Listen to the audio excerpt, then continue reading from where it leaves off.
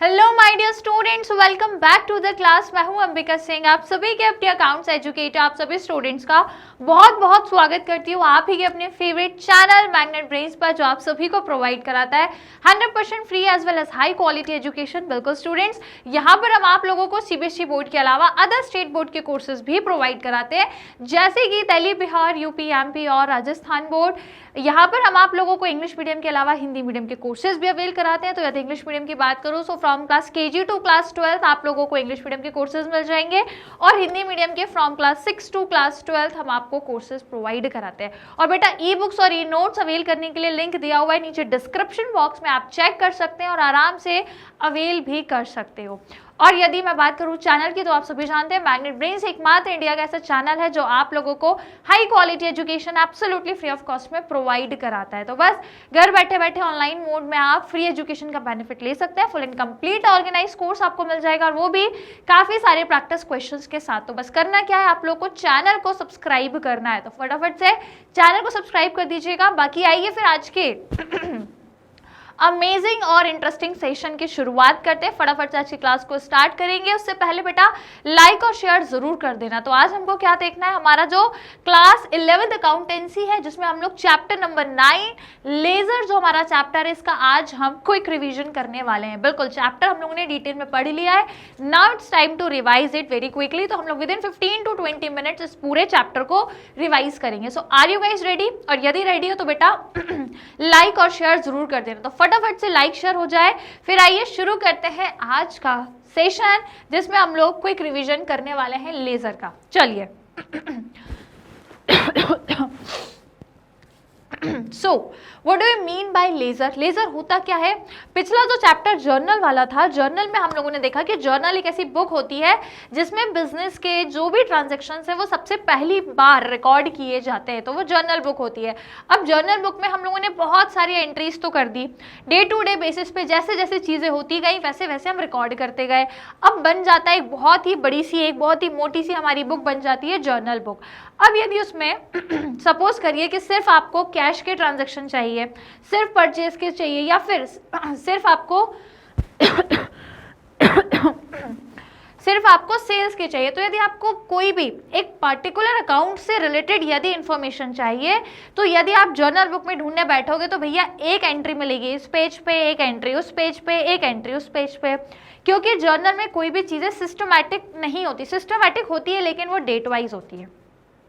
अगर आप सोचो कि एक जैसे ट्रांजैक्शंस की मुझे पूरे जितने भी एक जैसे नेचर के ट्रांजैक्शन है वो एक ही जगह पे मिल जाए, तो उसके लिए हम बनाते हैं लेजर अकाउंट। ठीक है, उसी के लिए हम बनाते हैं लेजर अकाउंट। जैसे कि मान लीजिए सपोज कि यदि मैं आपको एग्जाम्पल देती हूं, आप लोगों ने बनाई एक जर्नल बुक जिसमें आपने क्या कर दिए, सारे जितने भी बिजनेस के डे टू डे एक्टिविटी से रिलेटेड ट्रांजैक्शंस थे वो सारे लिख दिए। जैसे कि कहीं पर कैश का, फिर बीच में कहीं परचेज का लिख दिया, कहीं सेल्स का लिख दिया, कहीं ड्राइंग का, कहीं कैपिटल का, कोई एसेट का, कोई लाइबिलिटी का। तो ऐसे करके आपने सीक्वेंस में जो डेट वाइज होता गया आप लिखते गए। लेकिन मैंने कहा कि मुझे केवल और केवल एक नेचर के अकाउंट के एक जैसे जितने ट्रांजेक्शन है वो चाहिए। ठीक है, अब यदि मैं इसको लेकर बैठूंगी तो भैया मुझे ढूंढना पड़ेगा। जैसे मैंने बोला कि मुझे सिर्फ और सिर्फ परचेज वाले ट्रांजेक्शन चाहिए, जितने भी हैं परचेज के ट्रांजेक्शन दे दो। तो यदि मैं यहाँ पर ढूंढूंगी तो भैया एक एंट्री परचेज की इधर है, एक एंट्री इधर है, फिर दूसरा पेज पलटूंगी वहां एक एंट्री है, तीसरे पेज पे कोई है ही नहीं, चौथे पेज पे 4 एंट्री है। तो ऐसे करके मुझे बहुत सारे पेजेस पलट के टाइम वेस्ट करना पड़ेगा। इसके लिए बेटर यह है कि अब आप क्या करो, एक जैसे ट्रांजेक्शन्स को उठाओ और अलग अलग अकाउंट में क्या कर दो, उनको रिकॉर्ड कर दो। ऐसे करके आप अलग अलग क्या बना लो, अकाउंट्स बना लो, जिसको बोलते हैं लेजर अकाउंट। मैंने कहा कि मुझे परचेज के ट्रांजेक्शन चाहिए तो एक जगह मिल जाएंगे, इस अकाउंट में पूरे आपको परचेज से रिलेटेड क्या मिल जाएंगे, ट्रांजैक्शंस मिल जाएंगे। मैंने कहा मुझे सेल्स से रिलेटेड चाहिए तो वो पूरा सेल्स अकाउंट में केवल सेल्स से रिलेटेड मिलेंगे, कैपिटल से रिलेटेड पूरे मिल जाएंगे, एसेट से रिलेटेड, लायबिलिटीज कोई भी है। तो अब ये क्या हो गया, हम लोगों ने क्या कर लिया, यहाँ से एक जैसे ट्रांजैक्शंस को उठा के एक जगह पे शिफ्ट कर दिया। जिस जगह शिफ्ट किया उसको हम कहते हैं ledger account. Is it clear to everyone? तो यही है आपका लेजर अब जो यहाँ पे लिखा है उसको और पढ़ लेते हैं। तो देखिए यहाँ लिखा है ledger is the principal book which contains all accounts. तो बेटा ये एक प्रिंसिपल बुक है, याद रखना ये बहुत ही इंपॉर्टेंट एब्रीविएशन है इसका, कि लेजर एक प्रिंसिपल बुक है जिसमें सारे अकाउंट्स आपको मिल जाएंगे, चाहे वो रियल पर्सनल हो या फिर नॉमिनल हो। और यदि हम लोग मॉडर्न क्लासिफिकेशन से देखें तो चाहे वो कोई एसेट का अकाउंट हो, लाइबिलिटी हो, कैपिटल अकाउंट हो, रेवेन्यू अकाउंट हो या कोई भी एक्सपेंस अकाउंट हो, सारे अकाउंट्स आपको मिल जाएंगे जो लेजर में हम मेंटेन करते हैं। Okay, now in the book's original entry, so which the transaction recorded in the books of original entry are transferred or posted। तो ये हम जो transactions एक जगह पर हम लोग रिकॉर्ड कर रहे हैं, ये कहाँ से ला रहे हैं बेटा? जर्नल से लेकर आ रहे हैं। तो ये जो जर्नल से हम अलग अलग डिफरेंट लेजर्स में जो अपने ट्रांजेक्शन्स को ट्रांसफर कर रहे हैं, इसको हम क्या बोलते हैं? ये जो ट्रांसफर चल रहा है, this process of transferring the entries of transactions from journal to ledger is called posting। क्या बोलेंगे बेटा? पोस्टिंग बोलेंगे इसको, ठीक है। नाउ प्रिंसिपल बुक, तो it is the book which has record of transactions in a summarised manner, that is journal. तो बेटा प्रिंसिपल बुक में क्या हो रहा है? आपको सारे ट्रांजेक्शन एक समराइज्ड वे में एक जगह पे मिल रहे हैं, जिसको हम बोल रहे हैं लेजर, जिसको हम क्या बोल रहे हैं? लेजर बोल रहे हैं। अब समराइज्ड वे में ही मिल रहे हैं ना। फॉर एग्जांपल मुझे परचेस का चाहिए तो पूरी परचेस की समरी इधर मिल जाएगी, सेल्स की पूरी समरी बेटा यहाँ मिलेगी, कैपिटल की पूरी इधर मिलेगी। तो ये आपकी क्या हो गई? एक पूरी समरी एक पर्टिकुलर ट्रांजेक्शन से रिलेटेड, सॉरी एक पर्टिकुलर अकाउंट से रिलेटेड सारे ट्रांजेक्शन एक ही जगह पे मिल गए। क्लियर हुआ सभी को? तो ये हो गया आपका लेजर, और ये है लेजर एक प्रिंसिपल बुक है। क्यों है? क्योंकि यहाँ पे आपको जितने भी चीजें हैं, जितने भी ट्रांजेक्शन है, उनकी एक समरी एक ही जगह पे मिल रही है, एक पर्टिकुलर उस अकाउंट में ही मिल रही है। That is why it is a principal book. Clear हुआ? चलो आगे बढ़ते हैं हम लोग। Posting to the ledger is the process of transferring information contained in the journal to the ledger। तो जर्नल की जो जानकारी, जो इन्फॉर्मेशंस है, जब आप उनको लेजर में ट्रांसफर करते हो तो ये प्रोसेस आपकी पोस्टिंग कहलाती है। बस सिंपल सी बात है, ठीक है।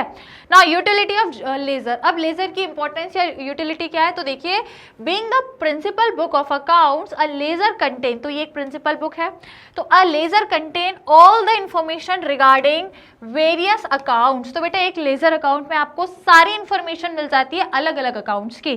तो यहाँ पे जैसे देखो सारे डिफरेंट अकाउंट्स की मुझे इन्फॉर्मेशन मिल गई, एक पूरी समरी क्रिएट हो गई। तो यही क्या है? लेजर की एक यूटिलिटी है। It helps in preparing the final accounts. तो जब आप लास्ट में फाइनल अकाउंट्स बनाते हो, फाइनेंशियल स्टेटमेंट्स बनाते हो, तो ये अकाउंट से ही हम बैलेंसेस लेकर के जाते हैं ट्रायल बैलेंस में, और ट्रायल बैलेंस से ही फिर हम बनाते हैं हमारा फाइनेंशियल स्टेटमेंट। अब जैसे मैंने बोला कि मेरा परचेस का पूरा आखिर में 50,000 के समथिंग बैलेंस आ रहा है, कैपिटल का पूरा मेरा 1 लाख के समथिंग बैलेंस आ रहा है, सेल्स का मेरा पूरा 10 लाख के समथिंग बैलेंस आ रहा है। तो ऐसे जो भी लास्ट में बैलेंस आएगा, इस बैलेंस को उठा करके हम कहाँ ले जाते हैं बेटा? यही बैलेंसेस, बैलेंसेस, ठीक है। जितने भी आपके अकाउंट्स हैं उनमें लास्ट में जितने भी बैलेंसेस हैं उन सबको हम जहां जिस स्टेटमेंट में ट्रांसफर करते हैं उसको कहते हैं ट्रायल बैलेंस। क्लियर? राइट। चलिए, तो now both journal and ledger are essential for a complete and efficient accounting system. तो भैया यदि आपको एक अच्छा अकाउंटिंग सिस्टम, बढ़िया सी चीज़ें यदि रिकॉर्ड करनी है, हर एक जानकारी, हर एक बिजनेस इंफॉर्मेशन यदि आपको रिकॉर्ड करनी है, then what you need to do, आपको प्रॉपर जर्नल भी मेंटेन करना है।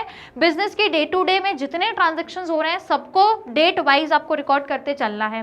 अब आपने सब कुछ रिकॉर्ड कर लिया लेकिन कुछ आगे पीछे है, तो आपको यदि एक सिस्टमैटिक चीज़ प्रिपेयर करनी है, देन आप जर्नल से चीज़ों को लेजर में ट्रांसफर या पोस्ट करते हो, जिसको हम पोस्टिंग करना कहते हैं, जिससे आपको सिमिलर, मतलब एक ही अकाउंट के जितने भी ट्रांजैक्शन है वो पूरे एक ही अकाउंट में मिल जाएंगे। जैसे मैंने बोला मुझे परचेज अकाउंट के सारे ट्रांजैक्शन चाहिए, तो परचेज अकाउंट में मुझे सारे ट्रांजैक्शंस मिल जाएंगे। उसके लिए मुझे यहाँ वहाँ अलग अलग चीज़ों को देखने की जरूरत नहीं पड़ेगी, एक ही जगह पे सारी चीज़ें मिल जाएंगी। Is it clear? समझ में आ गया? तो यही है जर्नल और लेजर। क्लियर? चलिए आगे बढ़ते हैं हम लोग। Balancing of accounts. तो जर्नल क्योंकि एक अकाउंट है तो इसको बैलेंस किया जाता है। तो balancing means totalling the two sides of the accounts and writing the difference between the two on the side with the smaller total. तो बहुत सिंपल सी बात है। अब आप अकाउंट बना रहे हो, तो यदि हम यहाँ पर देखें एक अकाउंट का नॉर्मल सा फॉर्मेट, तो देखिए इस तरीके से आपका जर्नल बनता है, एक अकाउंट बनता है। जिसमें हम दो साइड बनाते हैं, एक डेबिट और एक क्रेडिट, ठीक है, एक डेबिट और एक क्रेडिट बनाते हैं। This is your debit side, this is your credit side, ठीक है। कोई भी अकाउंट मान लो आप बना रहे हो बिल्डिंग अकाउंट, आपने एक बिल्डिंग अकाउंट बनाया, राइट। अब बिल्डिंग का जो भी बैलेंस होगा आप डेबिट, अब देखो बिल्डिंग क्या है, building is what, it is an asset, building एक एसेट है और एसेट का हमेशा डेबिट बैलेंस होता है, आपको पता है। तो यहाँ पर हम इसका बैलेंस ब्रॉट डाउन करेंगे, जो भी बैलेंस निकल कर आएगा। फिर जितनी भी चीज़ें होंगी, जो भी इंफॉर्मेशन दी हुई होगी बिल्डिंग से रिलेटेड, खरीदी है, सेल करी है, परचेज करी है या उस पर डेप्रिसिएशन लगा है, जो भी चीज़ें होंगी बिल्डिंग से रिलेटेड, वो सारी चीज़ें लिखने के बाद लास्ट में आप क्या करोगे, दोनों साइड पर टोटल करोगे, दोनों साइड का टोटल देखोगे कि यार इस साइड कितना आ रहा है, इस साइड कितना आ रहा है, दोनों साइड पे टोटल करके जो जहाँ पे छोटा अमाउंट आएगा, जैसे कि मैंने फॉर एग्जांपल देखा कि मान लो यहाँ पे 500 आ रहा है और यहाँ पे केवल 300 आ रहा है, एक छोटा सा एग्जांपल, ठीक है। यहाँ पे 500 आ रहा है, यहाँ 300 आ रहा है, पर हमें तो दोनों जगह बराबर चाहिए ना, इसी को तो कहते हैं कि अकाउंट को बैलेंस करना, कि दोनों जगह बराबर चाहिए। तो जहाँ पे कम है यहाँ कम है, तो यहाँ पे ज्यादा है तो भैया यहाँ पे भी इतना ही चाहिए। अब कम है सिर्फ और सिर्फ ये कितना है, 300 है, ठीक है। यहाँ पे सिर्फ और सिर्फ कितना था, 300 था, पर यहाँ तो 500 है, यहाँ भी 500 बनाना पड़ेगा। तो उसके लिए आप क्या करोगे, यहाँ पे लिखोगे बाय बैलेंस कैरिड डाउन, कितना करना पड़ेगा, 300 है, 5 बनाना है, तो क्या करेंगे 500 माइनस 300, 200, ये हमारा बैलेंस आ जाएगा। क्लियर। तो ऐसे करके हम अकाउंट कोई भी अकाउंट होगा उसको बैलेंस करते हैं। Is it clear, right. चलिए आगे देखो, in the case of real accounts and personal account the difference is carry forward to the credit side if the credit side is greater by writing by balance brought down and to the debit side if the debit side is greater by writing to balance brought down. तो यहाँ पे बोल रहा है कि यदि वो real account या पर्सनल अकाउंट है, रियल मतलब कोई भी एसेट, कोई भी एसेट का अकाउंट रियल अकाउंट होता है, और कोई भी पर्सनल अकाउंट मतलब किसी भी नेचुरल पर्सन या आर्टिफिशियल पर्सन से रिलेटेड कोई अगर अकाउंट है, तो उसमें यदि डिफरेंस आ रहा है तो उसको हम कैरी फॉरवर्ड करेंगे, बैलेंस को क्रेडिट साइड पर करेंगे। यदि वो क्रेडिट साइड पर बैलेंस है, क्रेडिट साइड का ग्रेटर है, तो बाय राइटिंग क्या लिखेंगे, by balance brought down and to the debit side if the debit side is greater, और यदि डेबिट साइड ग्रेटर है तो डेबिट साइड पे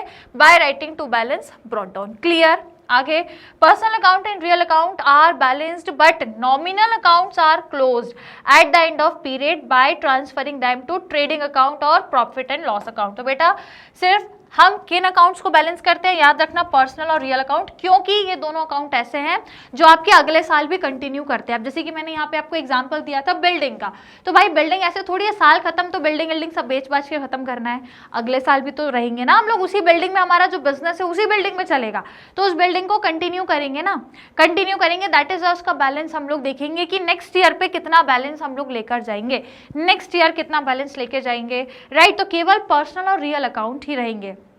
अब जितने भी एसेट है भैया सब कंटिन्यू करेंगे, मेरे पास जितना भी कैश है, बैंक है, बिल्डिंग है, प्लांट मशीनरी, जितने भी एसेट्स हैं सबका रियल अकाउंट होगा, सबको मैं अगले साल पर भी कैरी फॉरवर्ड करूंगी, राइट। और मेरे जितने भी पर्सनल अकाउंट्स हैं, मतलब मेरे जो क्रेडिटर्स हैं, डेटर्स हैं, ऐसा तो नहीं साल खत्म तो बस लेन देन भी खत्म, अब ना मुझे किसी को पैसा देना है ना किसी से लेना है, ऐसी बात नहीं है।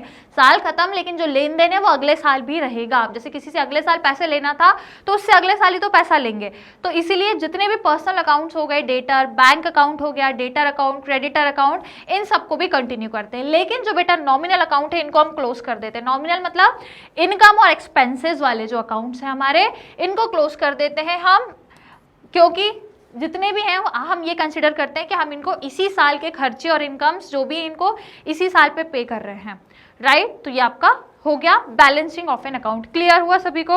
चलो आगे देखते हैं अब हम लोग ट्रायल बैलेंस। तो ट्रायल बैलेंस क्या है बेटा, ये एक स्टेटमेंट है जिसके अंदर हम क्या करते हैं, डेबिट और क्रेडिट बैलेंसेस लिखते हैं हर एक अकाउंट के, ठीक है। Are return with a view to ascertaining the arithmetical accuracy of the books of accounts. तो बेसिकली इन सब अकाउंट्स के जितने भी लेजर अकाउंट आपने बनाए सबका जो बैलेंस आएगा, सिर्फ बैलेंस आखिरी में जो बैलेंस आ रहा है, जिसका जितना भी लास्ट में बैलेंस आएगा सबको आप कहाँ पे एक स्टेटमेंट पे लिखोगे जिसको बोलते हैं ट्रायल बैलेंस। जिन अकाउंट्स के डेबिट बैलेंसेज आए हैं उनको डेबिट साइड पे लिखते हैं, जिनके क्रेडिट बैलेंसेज आए हैं उनको क्रेडिट में लिखते हैं, और लास्ट में दोनों को बराबर करना है। तो दोनों आपके डेबिट और क्रेडिट इक्वल यदि आ गए अगर दोनों इक्वल आ गए, मान लो यहाँ पे भी 1 लाख है, यहाँ भी 1 लाख है, तो आप ये मानोगे कि आपने सारे कैलकुलेशन सही करे, सारी टोटलिंग सही करी है, हर एक बैलेंसिंग आपने सही करी है। लेकिन यदि अमाउंट ऊपर नीचे गड़बड़ आ गया कि डेबिट साइड 1 लाख आ रहा है, क्रेडिट साइड 1,05,000 आ रहा है, तो मतलब आपने कुछ गड़बड़ कर दी टोटलिंग में, बैलेंसिंग में या किसी भी चीज में। तो दोनों साइड के बैलेंसेस बराबर आने चाहिए, हर अकाउंट के डेबिट साइड्स और हर अकाउंट के यदि कोई क्रेडिट साइड से तो वो यहाँ लिखोगे, दोनों के लास्ट में इक्वल आने चाहिए। क्यों इक्वल आने चाहिए? बिकॉज हम फॉलो करते हैं डबल एंट्री बुक सिस्टम, जो ये कहता है कि हर डेबिट के लिए कुछ ना कुछ क्रेडिट होता है इक्वल अमाउंट का, है ना। यदि 500 कुछ मेरे पास 500 रुपए से कुछ डेबिट हुआ है तो 500 रुपए से कुछ क्रेडिट भी हुआ होगा। तो जब दोनों साइड एक ही अमाउंट से डेबिट क्रेडिट दोनों साइड अफेक्ट होते हैं तो फिर दोनों साइड बराबर आने चाहिए। दैट इज वाई हमारे ट्रायल बैलेंस के दोनों साइड इक्वल आना कंपलसरी, और यदि नहीं आया तो मतलब कुछ ना कुछ गड़बड़ या गलती हुई है। क्लियर हो गया सभी को? So this is all about, ये बन गई हमारी लेजर, जहां पे हमने सारे ट्रांजेक्शन्स को पहली बार जैसे जैसे होते गए 1 अप्रैल 2 अप्रैल 3 अप्रैल ऐसे करके पूरे डेट वाइज 1 अप्रैल से 31 मार्च तक सारे ट्रांजेक्शन्स हम लिखते गए। अब लिखते तो गए हम लेकिन यहाँ पे ट्रांजैक्शंस की बन जाती है खिचड़ी। खिचड़ी मतलब कि भैया कहीं पे ये कैश अकाउंट इधर है, कहीं पे कैश से रिलेटेड चीजें यहाँ लिखी, तो मतलब सारी चीजें ऊपर नीचे, कोई भी ऐसा नहीं है कि कैश की सारी चीजें मुझे एक ही जगह मिल जाएं। तो यदि ऐसा करना है तो फिर एक काम करेंगे हम, इसमें से एक जैसे जो भी चीजें हैं उनको एक अकाउंट में ट्रांसफर कर दो। मैंने कहा परचेज के सारे ट्रांजेक्शन मैं यहाँ से उठा के एक जगह शिफ्ट कर दूंगी तो वो परचेज अकाउंट बन जाएगा। ऐसे करके सारी चीजों को आप यहाँ ट्रांसफर करोगे, एक सेपरेट अकाउंट बनाओगे सेपरेट चीजों का, अलग अलग, मतलब हर एक जितने भी सिमिलर चीजें हैं उनको सेपरेटली लिखेंगे। ये जो ट्रांसफर हो रहा है ये पोस्टिंग है। पोस्टिंग के बाद जो भी बैलेंसेस, हर अकाउंट के जो भी बैलेंसेस आएंगे, जैसे ये अकाउंट है, एक एग्जांपल दिया लेजर अकाउंट, बिल्डिंग अकाउंट है, तो जो भी बैलेंसेस ब्रॉट डाउन करने के बाद, सारी चीजें रिकॉर्ड करने के बाद जो भी बैलेंस आएगा उसको हम बैलेंसिंग फिगर से लिखेंगे और नेक्स्ट ईयर में इसको बैलेंस को कैरी फॉरवर्ड करेंगे। ठीक है, बैलेंस ब्रॉट डाउन किया, उसके बाद जो भी बैलेंस था उसको हमने कैरिड डाउन किया बैलेंसिंग फिगर से, और फिर जो भी बैलेंस आएगा उसको अगले साल हम क्या करेंगे, ब्रॉट डाउन करेंगे। जैसे कि 200 था तो ये 200 आपका बैलेंस क्या हो गया, ब्रॉट डाउन हो गया, राइट। तो ऐसे करके जो भी बैलेंसेस हमको लास्ट में मिलते हैं, जो भी आखिर में जो बैलेंस मिलेंगे उनको हम यहाँ ट्रायल बैलेंस में लिखेंगे और लास्ट में डेबिट और क्रेडिट ट्रायल बैलेंस के बराबर आने चाहिए। क्लियर हो गया, समझ में आ गया सभी को बढ़िया से? तो ऐसे करके हम बनाते हैं अपना लेजर। Is it clear? चलिए, तो आई होप गाइज आप लोग को चीजें क्लियर हो गई होगी, कोई दिक्कत कोई समस्या नहीं होगी। तो ये हो गया हमारा लेजर चैप्टर का कंप्लीट रिवीजन। ओके, तो आई होप आप लोग को क्लियर हो गया होगा। फटाफट से क्विक रिवीजन हमने कर लिया है, तो लाइक और शेयर जरूर कर देना। बाकी आने वाले चैप्टर्स के और भी क्विक रिविजन हम लोग करेंगे, तो मेरे साथ आप लोग बने रहिएगा, जुड़े रहिएगा चैनल मैग्नेट ब्रेन्स पर, जो आप सभी को प्रोवाइड कराता है 100% free as well as high quality education. बिल्कुल स्टूडेंट्स, यहाँ पर हम आप लोगों को सीबीएसई बोर्ड के अलावा अदर स्टेट बोर्ड के कोर्सेज भी अवेल कराते हैं जैसे कि Delhi, Bihar, UP, MP, Rajasthan board, Vedic maths crash course, spoken English के कोर्सेज भी आपको मिल जाएंगे हमारे यूट्यूब चैनल पर, जहां पर काफी सारे कोर्सेज अवेलेबल हैं, प्रैक्टिस क्वेश्चंस हैं। तो जाइए, जाकर सर्च करिए और चैनल को सब्सक्राइब जरूर कर लीजिएगा।